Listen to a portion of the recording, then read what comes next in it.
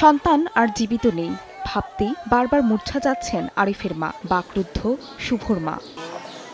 আর্থিক সচ্ছলতা ফেরাতে মাত্র 1 মাস আগেই আফ্রিকায় পাড়ি জমান শুভ ও আরিফ।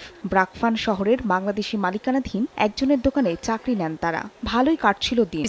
মাথার মধ্যে তো গুলি মারছে, লগে লগে ছেলে লগে লগে এই জায়গাতে মারা গেছে। যেভাবে বুক খালি হয়েছে, কোনো মায়া বুক যেন খালি না হয়।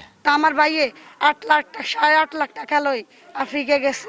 কত স্বপ্ন ছিল আমার ভাইয়ের। নিহতদের মরদেহ ফিরিয়ে আনতে সরকারের সাহায্য চান স্বজনরা। আমি চাই না এরকম আর কোনো ভাই মারা যাক।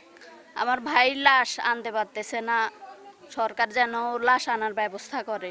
সরকারের প্রতি আমাদের আকুল আবেদন থাকবে যে কূটনীতিক মিশনের মাধ্যমে যেন তারা ওখানে এই হত্যাকাণ্ডগুলো ভদ্র ব্যাপারে উদ্যোগ নেয়। নিহত আরিফ হোসেনের বাড়ি সোনাইমুড়ির দক্ষিণ পশ্চিম বদরপুর গ্রামে, শুভর বাড়িও একই উপজেলার পোরকড়া গ্রামে। সময় সংবাদ, নোয়াখালী।